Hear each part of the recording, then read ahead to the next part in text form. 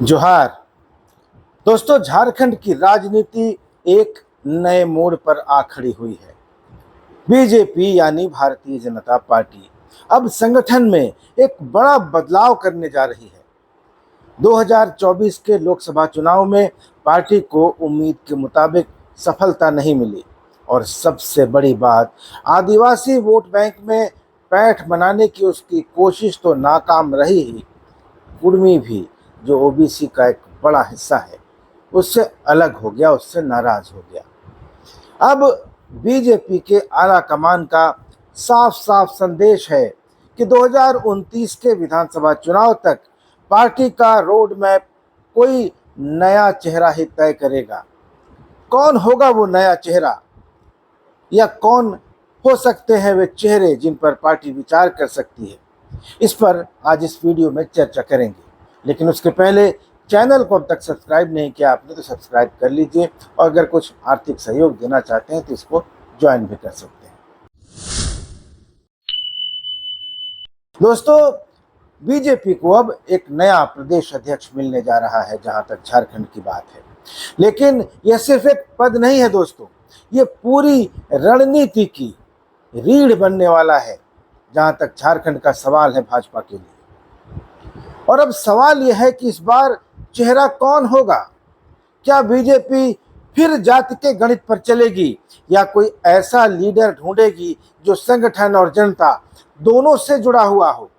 भाजपा में प्रदेश अध्यक्ष की नियुक्ति तभी होती है जब राज्य के 50% मंडलों और जिला इकाइयों के चुनाव पूरे हो जाएं। झारखंड में यह प्रक्रिया नवंबर 2024 में शुरू हुई और खींचते खींचते जुलाई 2025 तक पहुंच गई। अब 11 जुलाई को केंद्रीय गृह मंत्री अमित शाह रांची आए।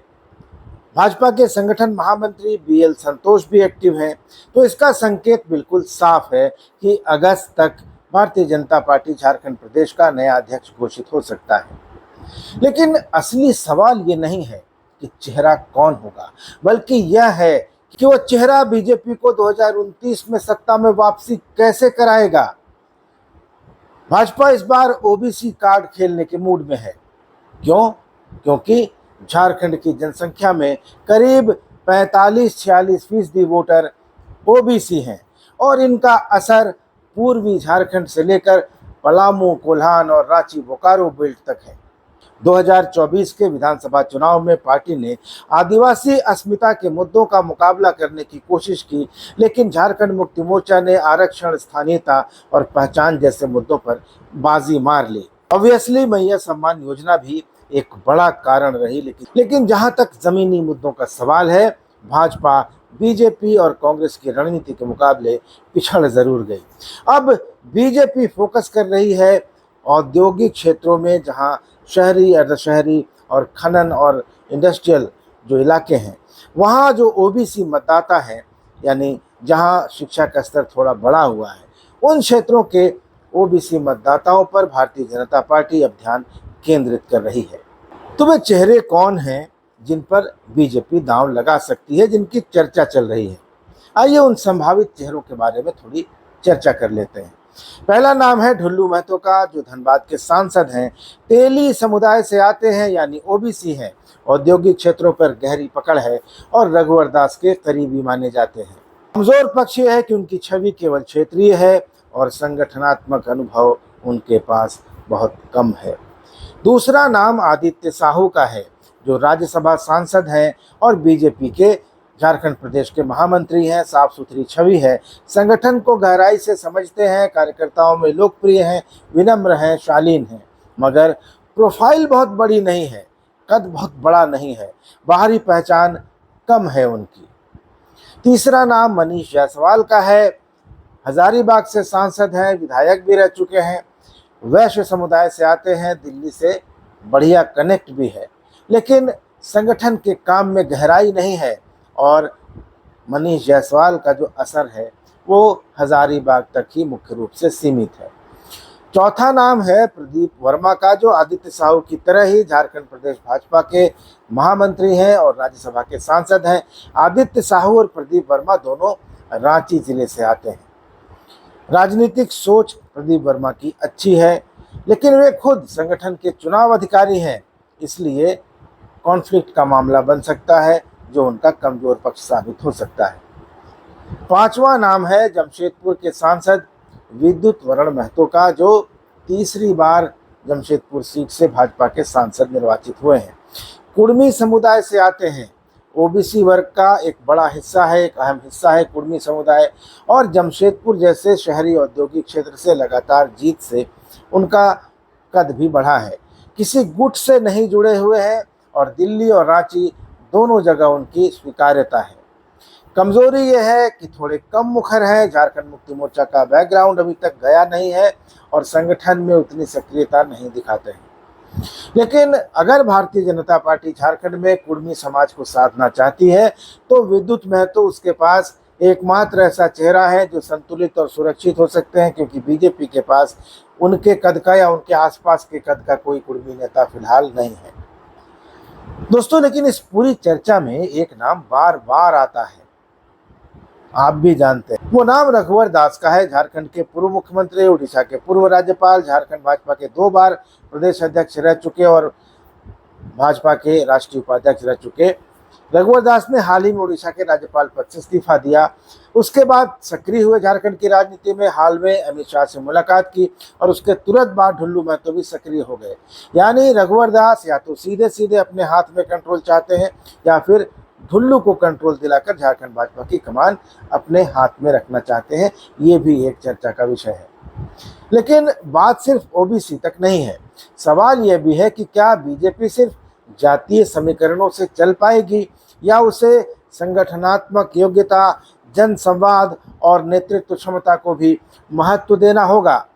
आदित्य साहू और प्रदीप वर्मा लंबे समय से संगठन का काम कर रहे हैं, संगठन का कौशल में है, जबकि ढुल्लू महतो, मनीष जायसवाल और विद्युत वरण महतो जनाधार में दक्ष है, क्योंकि लोकसभा का चुनाव जीत रहे हैं।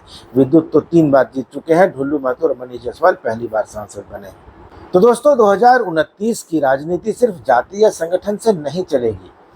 भाजपा को चेहरा ऐसा चाहिए जो मीडिया फ्रेंडली हो, जो सोशल मीडिया पर संवाद कर सके और जिसकी ज़मीनी पकड़ भी अच्छी हो, जो जनाकर्षण पैदा कर सके, जिसको देखने सुनने के लिए लोग जाएं।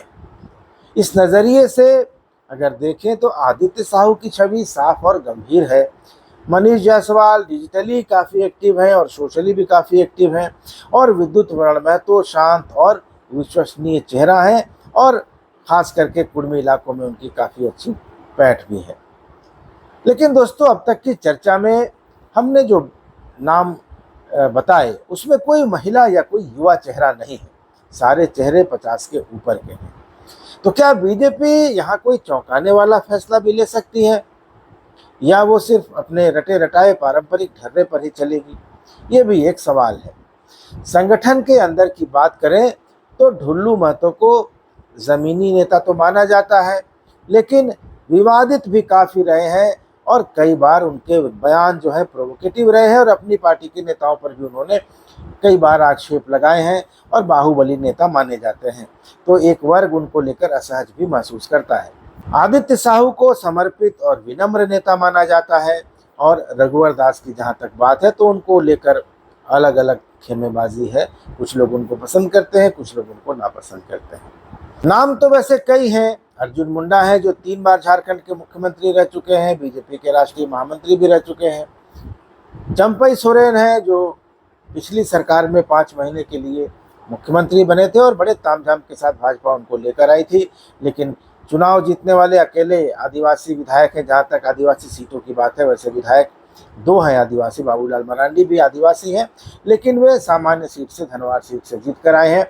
चंपई सोरेन एकमात्र आदिवासी सीट जीतने वाले विधायक हैं, लेकिन जितना बड़ा कद उनका बना दिया गया था उनको भाजपा में लाने के समय, उस हिसाब से न तो संगठन में उनको जगह मिली है, न भाजपा के कहीं और उनको उस तरह की तरजीह दी जा रही है।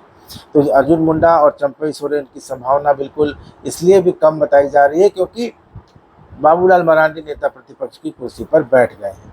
तो ये कुछ नाम है जिनकी चर्चा चल रही है। हो सकता है कुछ नाम और भी चल रहे हों और ये भाजपा पर निर्भर करेगा कि वो किसको अपना अध्यक्ष बनाएगी। लेकिन जिस तरह से रघुवर दास का नाम बार बार चर्चा में आता है और बार बार हर कुछ ऐसी मुलाकातों के बाद, जैसे अमित शाह से मुलाकात के बाद या शिबू सोरेन से देखने जाने के बाद या हेमंत सोरेन से मिलने के बाद एक बड़ी चर्चा चल निकलती है कि रघुवर दास ही क्या अगले प्रदेश अध्यक्ष होंगे या उनको कोई बड़ी जिम्मेदारी मिलेगी। लेकिन ये भी कुछ नाम है, जो 5 नाम मैंने आपको बताए, ये नाम भी चर्चा में चल रहे हैं। हो सकता है भाजपा की नज़र में कुछ और भी नाम हो, लेकिन अभी तक जो नाम चल रहे हैं उन पर हमने चर्चा की, उनके कमज़ोर पक्ष, उनके मजबूत पहलुओं पर भी बात की और उनकी सामाजिक पृष्ठभूमि और जन स्वीकार्यता के बारे में भी चर्चा की। लेकिन कुल मिलाकर झारखंड बीजेपी का अगला अध्यक्ष सिर्फ एक पद नहीं होगा, एक चेहरा नहीं होगा, बल्कि वह 2029 के चुनावी युद्ध का सेनापति भी होगा। अगर चेहरा सही चुना गया तो बीजेपी सत्ता में वापसी की तरफ एक मजबूत कदम रख सकती है। अब फैसला दिल्ली को करना है, लेकिन सवाल यह है कि कार्यकर्ता उसे स्वीकार करेंगे, क्या जनता उसे पसंद करेगी? आपका क्या मानना है, नीचे कमेंट करके ज़रूर बताएं। और अगर वीडियो अच्छा लगे तो इसको ज़्यादा से ज़्यादा लाइक करें, शेयर करें और चैनल को सब्सक्राइब ज़रूर कर लें। धन्यवाद। नमस्कार।